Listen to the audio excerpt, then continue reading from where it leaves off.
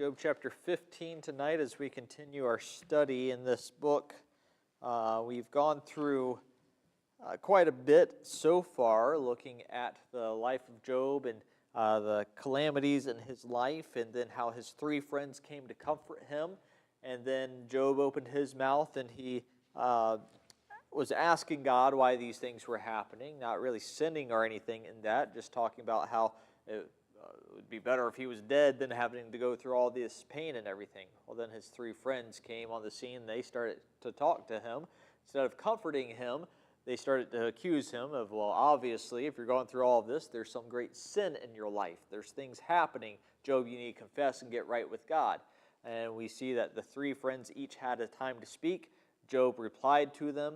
And then now, in chapter 15 tonight, we get to the second round of speeches by the three friends, starting with Eliphaz. Eliphaz was most likely the oldest, it is believed, and kind of assumed more, because he was given that position to speak first.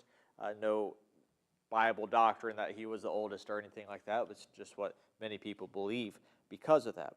This is the second cycle of speeches. The first cycle was a little softer, and, well, maybe there's something that you've done wrong, and now we see a lot more harsh and coarse terms that are used, and blaming him and trying to just say that, Job, you are a dirty, rotten sinner, you need to get right with God. Of course, we know behind the scenes what we know. We know that God was using this as a time to test Job.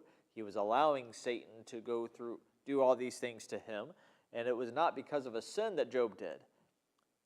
Eliphaz and the other friends did not have that advantage like we do. And we give them a lot of hard time. They were pretty rough on him, and I think they should have been a little bit more compassionate. And we'll see even Job say that to them. But I can only imagine if I was in that situation, seeing somebody going through so hard times. And, of course, they didn't have the complete Word of God with them and the grace and the love of God and how God works, and just going what they knew and the conclusions they came up to. It's pretty easy to do that with those around us, to come up with some conclusions about how they must be living in order to be punished like that. We'll see some warning against that tonight. We'll begin this chapter, read verses 1 through 6. It says, Then answered Eliphaz the Temanite and said, Should a wise man utter vain knowledge and fill his belly with the east wind? Should he reason with unprofitable talk, or with speeches wherewith he can do no good? Yea, thou castest off fear, and restrainest prayer before God. For thy mouth uttereth thine iniquity, and thou choosest the tongue of the crafty. Thine own mouth condemneth thee, and not I, yea, thine own lips testify against thee. We see the opening of the speech that Eliphaz gives, and we see just one thing after another that he accuses Job of doing. We see in verse 2, should a wise man utter vain knowledge? He accuses him of having just vain or empty knowledge. The things that you're talking about, God, Job, in your life, it's just empty. It's vanity. It says, and fill his belly with the east wind, a lot of air coming out and just regurgitating false things. Not a great comment that he was giving. Verse 3, should he reason with unprofitable talk? He was telling him that all the talk that Job was doing in between the other three friends' speeches was unprofitable. He shouldn't even be talking about those things because he is wrong. Or with speeches wherewith he can do no good. No good is coming out of what you're saying, Job. Verse 4, Yea, thou castest off fear. First of all, you're casting off your fear, the fear of God. You no longer have a fear of God in you, Job, because you wouldn't be saying the types of things that you're saying if you still feared God. And it says, and restrainest prayer before God. Job, you've stopped praying before God. You stopped praying and asking God to be with you and to help you. You're only talking. He was judging Job for what he could see on the outside. And we know that Job's rebuttal proves that wrong, coming up in a few moments here. It says, verse 5, For thy mouth uttereth thine iniquity. Job, what you're saying is your sin. The sin's coming from your own mouth. You choose the tongue of the crafty. Job was kind of a little bit of smart aleck on some of these replies. We'll see that again tonight. says, thine own mouth condemneth thee. Your own words that you said, they're condemning you. Job hasn't said anything that's condemning himself yet at this point, other than he was not sinning. He was not guilty of a big major sin that would cause all this calamity. He has mentioned that he was a sinner. He has admitted that he has done wrong, but he was not saying that he is not worthy of this punishment. He has not done an egregious sin for this level of punishment. Verse 7, it says, art thou the first man that was born, or wast thou made before the hills? Eliphaz is going on and talking to Job about how he is not the oldest person. He's not the wisest person. He's not the first one ever made. Some of this type of questioning we'll hear God ask Job, but in a righteous way. Eliphaz is doing it in a way that is blaming Job and saying how foolish he is, in quite a different way than how God will use some of the same type of language. Verse 8, hast thou heard the secret of God, and dost thou restrain wisdom to thyself? Do you have a special conversation with God that you know things? Are you keeping those secrets to yourself? Verse 9, what knowest thou that we know not? What understandest thou that which is not in us? With us are both the gray-headed and very aged men, much elder than thy father. With those three friends, we have an understanding that they were gray-headed, they were older, and maybe one of them was older than Job's father himself. And they're saying, we have more experience than you, Job. You're still young compared to some of us here. Verse 11, are the consolations of God small with thee? Is there any secret thing with thee? Consolations of God, those times that God is consulting with him. And as Eliphaz is saying this, he's looking at the conversations that the three friends are having as being wisdom that comes from the mind of God. These consolations, are they small with thee? Are you not considering what we're saying? Because we're saying some scriptural things. We're talking about God. If you look at their speeches, it's a lot of speech about God, how great and how powerful he is, and how righteous he is, and how sinful man is. A lot of what they say is biblical fact, but they're using it and twisting it and applying it in a way that is not right. And so when he says, are the consolations of God small with thee, he is considering what they were giving as a consolation of God, and Job was rejecting it. The rest of that verse is there any secret thing with thee? Verse 12, why doth thine heart carry thee away, and what do thy eyes wink at, that thou turnest thy spirit against God, and lettest such words go out of thy mouth? What does thy heart carry? What doth thine heart carry thee away? What are you allowing in your life that's just taking you away from God? We can ask that to people who are truly sinning. What is in your heart that's carrying you away from the things of God, the way that you know it's right? It says, what do thy eyes wink at? To wink at something means that you're kind of saying, yeah, I know it's wrong, but we're just going to let that slide. So he's asking Job, what's in your heart? What are you allowing that you're turning thy spirit against God, and lettest such words go out of thy mouth? What has gotten a hold of you, Job? You used to be somebody that people came to far and wide and got wisdom and help and all these different things. We saw that a few chapters ago. It says, but now you're turned away from God. Verse 14, we see just talking about man in general. What is man that he should be clean? And he which is born of a woman that he should be righteous. Behold, he putteth no trust in his saints, yea, the heavens are not clean in his sight. We see, compared to God, what is man? This is a good verse. This is something that I would agree with Eliphaz with. What is man that he should be clean? No one's sinless.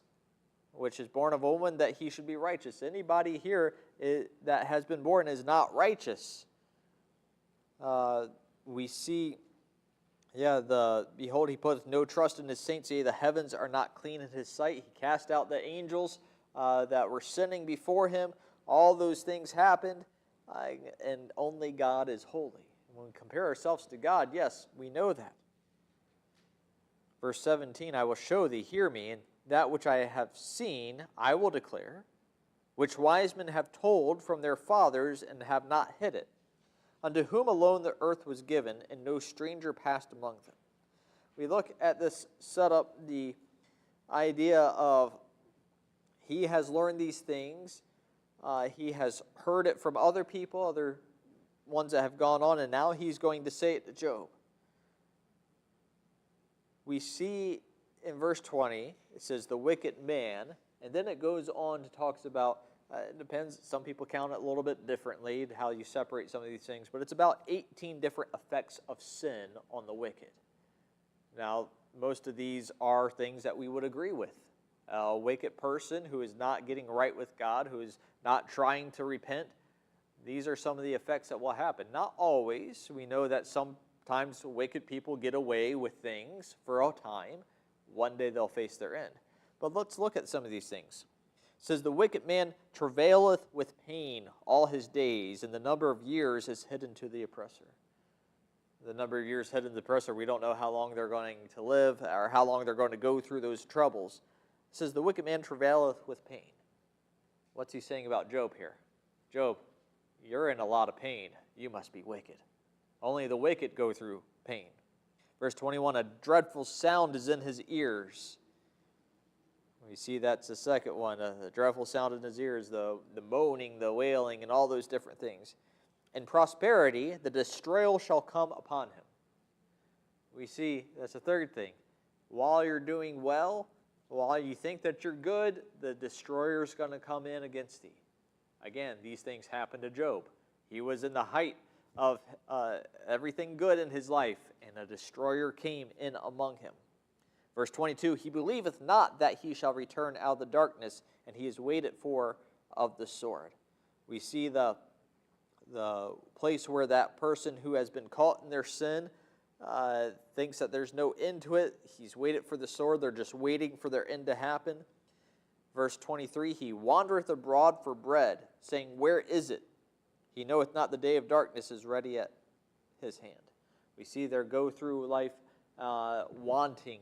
In this case, they're hungry. Verse 24, trouble and anguish shall make him afraid. They shall prevail against him as a king ready for the battle. We see the trouble and anguish. We see that these things are going to prevail against him. And a lot of people, when they're wicked and they fall into sin and in that lifestyle, nothing but trouble and anguish come. Verse 25, for he stretcheth out his hand against God, and strengtheneth himself against the Almighty. He runneth upon him, even on his neck, upon the thick bosses of his bucklers, because he covereth his face with his fatness, and maketh collops of fat on his flanks. We see in here the idea of God, him stretching his hand against God, and just rebelling against him. Verse 27, he covereth his face with fatness.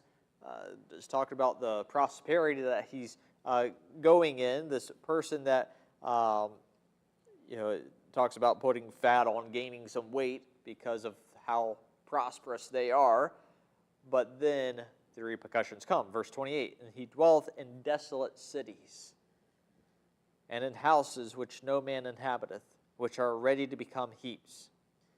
Verse 29, he shall not be rich, neither shall his substance continue, neither shall he prolong the perfection thereof upon the earth.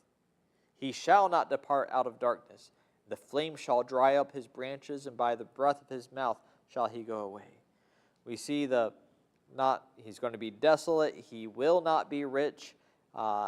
He's not going to depart out of darkness. He's not going to get out of that trouble that he's in. The flame shall dry up. He's going to be consumed with fire, all these different things. Verse 31, let not him that is deceived trust in vanity, for vanity shall be his recompense. It shall be accomplished before his time, and his branch shall not be green. We see he's not going to accomplish anything before the end of his life. Verse 33, he shall shake off his unripe grape as the vine, and shall cast off his flower as the olive. The idea of no more offspring is going to come from him. Verse 34, For the congregation of hypocrites shall be desolate, and fire shall consume the tabernacles of bribery. See, he's going to be desolate. The fire, again, consuming. They conceive mischief and bring forth vanity, and their belly prepareth deceit. We see all these troubles that are going to come to the wicked, and we might agree with some of that. But when Eliphaz is saying these things to Job, he says, Job, I'm seeing all these things happen in your life. You're hungry. You're in pain. You're anguish all the time. You're dwelling in desolation. You're no longer rich. All these things, they line up with you, so therefore you are wicked. We see that he is talking to Job in such a way that is just blaming him one thing after another. It started off with vain knowledge, unprofitable talk. Now casteth off fear, you restrain prayer from God. Your mouth utters iniquity. And then it ends with this list of horrible things that he's going through, and he's being compared to one of the dirtiest, rottenest sinners there is. What great news is that for somebody who's supposed to be comforting his friend? Now, when we see somebody truly in sin, and we have seen the evidence of them actually sinning, we as a good Christian, we're supposed to point that out, pull them out of that, try to restore them back to God. But to go to somebody and seeing them go through trouble, and to come to them and say, oh, you must be wicked because God would not allow these things to happen to a good people, that's where we get wrong. There's many different people who have been either cast out or shunned, or their minds have been messed up because they're being accused of sin when there's no sin there, and things are just happening in their life. We see Job's response in chapter 16. It says, Then Job answered and said, I have heard many such things. Miserable comforters are ye all. I've heard all this before. And you, my friends, you're miserable comforters. Shall vain words have an end, or what emboldeneth thee that thou answerest? It says, your words are vain. You're talking about me having vain words. Your words are vain. There's no purpose. When is it going to come to an end? Verse 4, I also could speak as ye do. If your soul were in my soul's stead, I could heap up words against you and shake mine head at you. But I would strengthen you with my mouth, and the moving of my lips should assuage your grief. We see that Job says, if you were in my place and I was in yours, I could do the same things to you. I could blame you for things, but what I would do, I would try to comfort you. I would try to strengthen you with the words of my mouth. My moving lips should assuage your grief. Verse 6, though I speak, my grief is not assuaged. And though I forbear, what am I eased? It says, I am speaking, my grief is not put away. If I speak, you will come against me in my own words. But if I'm silent, I don't have any way for this grief to go away. Hold your place here. Go to 1 Thessalonians chapter 5.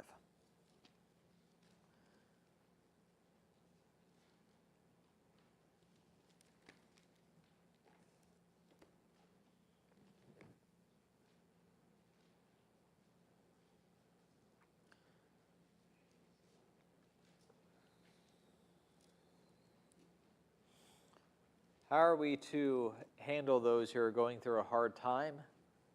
We see in the New Testament church, verse 11 of 1 Thessalonians chapter 5, it says, wherefore, comfort yourselves together and edify one another, even as also ye do.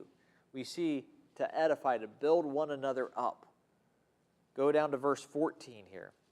It says, now we exhort you, brethren, warn them that are unruly, comfort the feeble-minded, support the weak, be patient toward all men. We see that they were being exhorted to, first of all, warn the unruly. Those that were truly sinning, we need to warn them. That is a right, proper thing for us to do. But then we are to comfort the feeble-minded. We are to support the weak and be patient toward all men. That's not what Job's friends were doing. exact opposite of what they were doing. They were accusing him, and Job says, I could do as you do, but I would choose to comfort, I would choose to support you and to strengthen you. If we go back to Job chapter 16,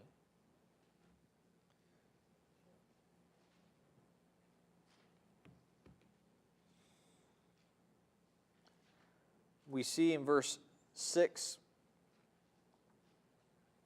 I'm going to read 6 through 14 here and look at it. Verse 7. It says, But now he hath made me weary. Thou hast made desolate all my company. And thou hast filled me with wrinkles, which is a witness against me, and my leanness rising up in me beareth witness to my face. He teareth me in his wrath, who hateth me. He gnasheth upon me with his teeth. Mine enemy sharpeneth his eyes upon me. They have gaped upon me with their mouth. They have smitten me upon the cheek reproachfully. They have gathered themselves together against me. God hath delivered me to the ungodly, and turned me over into the hands of the wicked. I was at ease, but he hath broken me asunder. He hath also taken me by my neck, and shaken me to pieces, and set me up for his mark. His archers compass me round about. He cleaveth my reins asunder, and doth not spare. He poureth out my gall upon the ground. He breaketh me with the breach upon breach. He runneth upon me like a giant. I have sewed sackcloth upon my skin, and defiled my horn in the dust. We'll stop right there. We see this, that Job is now looking at all these troubles. We see that this was not a conflict with the friends there, but he's looking at the conflict that God has on him. It says, He hath made me weary. Thou hast made desolate all my company. It says, God, you've made me weary with all these things. I think it's kind of hard for us to grasp, and commentators disagree with this all the time. I think that he goes back and forth between God doing things and knowing that Satan is doing things, and then talking about the three friends as well coming against him, all in this circular conversation that he's having. Some of these things are God is doing. Thou hast filled me with wrinkles, which is a witness against me. My leanness rising up me beareth witness to my face. We see that he's not eating. He's grown to have the leanness. It says, He teareth me in his wrath, who hateth me. Oh, you know that God is love and these things, but we see the pain that he's going through. The idea of gnashing upon me with his teeth, mine enemy sharpeneth his eyes upon me. I don't believe personally that he's talking about God in this stance. Now, some people disagree with that and think maybe he's talking about the enemy of all the troubles that he's going through, Satan, whatever it is. Verse 10, they have gaped on me with their mouth. I think that would be the three friends here, just gnawing away at him. They have smitten me upon the cheek reproachfully. They have gathered themselves together against me. We look at this and we see all that he's going through. And we see all the troubles and the pain and just the way that he's talking about this. Later in verse 12, it says, I was at ease, but he, that's talking about God, coming from the verse before, He has broken me asunder. He hath also taken me by the neck and shaken me to pieces and set me up for a mark. His archers compass me round about. Earlier in the chapter, there's other verses that Job is talking about how he feels like God's arrows are upon him. He is the target, and we see that once again being expressed here. We go to verse 15. We see the misery of Job. He's wondering why his life that he has lived righteously is deserving of these things he's going through. Verse 15, I have sewed sackcloth upon my skin and defiled my horn in the dust. A sign of mourning in those times was to wear the sackcloth. His head was being bowed down into the dust and spread on the face as well. That would be defiled my horn, that would be the head. Verse 16, my face is foul with weeping, and my eyelids is the shadow of death. As somebody who has been crying for a while has those puffy eyes, and then For a while it turns to the darkness, the tired, droopy eyes. Not for any injustice in mine hands. Also, my prayer is pure. He's answering Eliphaz, who said, thou restrainest prayer before God. He says, there's no injustice on my part. My prayer is pure. Verse 18, O earth, cover not thou my blood, and let my cry have no peace. The idea here, the Genesis and such, we talked about the blood coming and crying forth out of the ground, and blood that is undiscovered or unrevenged is the idea of being covered and such like that. And he says, O earth, cover not my blood, and let not my cry have no place. He says, I don't want to die without having an answer to these questions. Verse 19, also now, behold, my witness is in heaven, and my record is on high. As much as he just talked about the pain that's coming from God, and how God, it feels like God is just picking him up by the neck and shaking him, that his target's on him. He says, my witness is in heaven, and my record is on high. God knows my heart. God knows that I am righteous, not sinless, but righteous before God. Verse 20, my friends scorn me, but mine eye poureth out tears unto God. I love the whole time that Job was questioning these and why God was doing this, but he wasn't forsaking praying to God. His tears were to God. He was still wanting God to intercede in this. Verse 21, oh, that one might plead for a man with God as a man pleadeth for his neighbor. Aren't you thankful that we can do that? Again, before the entire Bible is written, we know a lot more about God and his character than Job did. And we see that he had that idea and he wanted to do these things. Verse 22, when a few years are come, then I shall go the way whence I shall not return. He says, one day I'm going to die. I'm never going to return to this life. Chapter 17, quickly, we'll see the end of his complaint here, really. And as much as Angela thinks this should be my life verse, it's not. My breath is corrupt, my days are extinct, the graves are ready for me. We see that he's talking about just the decay that's going on in his body. He knows his end is probably coming, because how can he make it any longer with all this disease he has, all the trouble he's going through? The grave is ready for me. Verse 2, are there not mockers with me, and doth not mine eye continue in their provocation? He's talking to his friends here, so-called friends. He says, are not my mockers with me?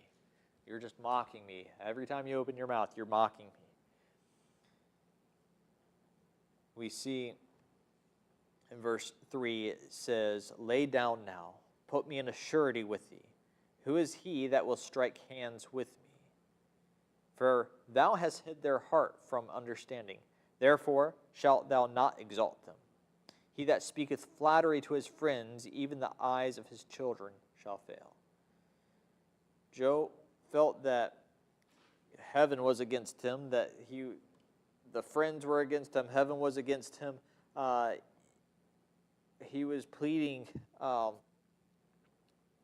heaven to, or God to come in agreement on peace with him. Verse 3, lay down now, put me in surety with thee. Shake hands with me is the idea. Who is he that will strike hands with me? Let's have an agreement to stop this. We see that you've hid their heart from understanding. Job understood that God could inform his friends that he was righteous, but he chose not to do that.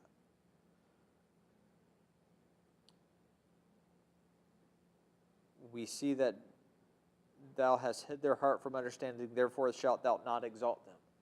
Job understood that if God was happy with what they were doing, he would have been okay. He would have been talking to them. He would have informed them somehow. But because they were allowed to go on in this, that he felt that God was not on their side either. Verse 6, it says, he hath made me also a byword of the people, and aforetime I was as a tabret. says, I used to be something joyful, but now I'm just a byword, a curse, basically. My night also is dim by reason of sorrow, and all my members are as a shadow. Upright men shall be astonished at this, and the innocent shall stir up himself against the hypocrite. The righteous also shall hold on his way, and he that hath clean hands shall be stronger and stronger. We see him saying he's upright. And we see that innocent will stir up himself against the hypocrite. He's going to take his stand. He's going to continue doing what was right. And at the end, he'll be stronger and stronger just in his faith, in his walk, and his understanding. We see that he had some inspiration through all this horrible things that he was going through. Sometimes he was just, hey, there's a glimmer of light. I'm going to come through this. I'm going to be stronger as I go through all these trials. But then we see him going back. Verse 10, but as for you all, do ye return and come now, for I cannot find one wise man among you. Again, back to his friends. You're supposed to be wise. You're the aged. You have the gray hairs. I can't find a wise person among you. Verse 11, my days are past. My purposes are broken off, even the thoughts of my heart. They change the night into day. The light is short because of darkness. If I wait, the grave is mine house. I have made my bed in the darkness. I have said to corruption, thou art my father. To the worm, thou art my mother and my sister. And where is now my hope? As for my hope, who shall see it? They shall go down to the bars of the pit when our rest together is in the dust. We see Job losing hope on any changes happening in his life. Where's hope? I don't have it. I'm basically calling corruption and the worm my mother and father and my sister. I'm kind of just given over to the fact that I'm going to die soon. But in all this, he's retained his innocency. I'm pure. I'm upright. I'm righteous. And you, my friends, are not wise. You're mockers. You're not helping anything. You could at least show some kindness to me. Job's answers here are ones where he's holding on to his integrity, that he has been pure before God. Again, not sinless. He never claimed that, but not one who is worthy of these things. The way that these friends are coming and attacking him now are more harsh, and we'll see that again. Chapter 18 is Bildad, and then chapter 20 is Zophar. We'll see that it begins all again in chapter 22. These three friends once again. It's a cycle that happens 3 times, and then a fourth person comes in, and then God comes in. And then we'll see the end of these things. We learn from here a lot of what not to do when trying to comfort somebody. We learn a lot of what happens in the heart of somebody who is going through some trials, can't get the peace that they want, when they're starting to lose hope, the emotions that might be going through their mind, and maybe we can find some ways to help them. How can we comfort them? How can we bring them to ease? And the ones in 1 Thessalonians where it talked about helping the feeble-minded, and of course the sinner, we need to turn from their ways and then help the feeble-minded and those that are hurting and all those things. We need to be that person that comes, like Job said, I would come to you and I would strengthen you with my mouth. My moving of lips should assuage your grief. It should help your grief. A lot of times we don't know what to say, so we say nothing at all. Well, that's not a great thing for a Christian to do. The least we could do is say, hey, we're praying for you. And we need to be honest. Don't say you're praying for somebody if you're not going to pray for them. You need to say, we're praying for you. Is there anything I can do for you? Can I be a help for you? This is some verses that maybe help me through a time in my life. All these things are great things for us to start with, a conversation to help somebody we know going through some pain and some heartache.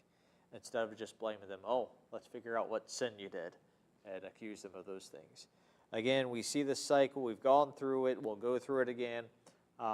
It's not the most pleasant of chapters to go through all the way, but it's good for us to study it all the way from the beginning to the end to see what the whole book and the whole message is. So we'll close with that. Ask for God to help us on our way home. Our Heavenly Father, we do thank you for this day. We thank you for your word. We thank you for this book of Job and these questions that are raised and the even the accusations that we see. So we see them saying things not to do and not to think as we're looking at somebody going through some hardships in their life. Lord, I pray that you'll give us wisdom. Help us to see how we can edify one another and strengthen them. As we go through things in our life, I pray that you'll help us not to lose hope, but to trust in you. And I pray that you'll help us as we go our separate ways tonight. Give us safety. Bring us back on Sunday. I pray these things in Jesus' name. Amen.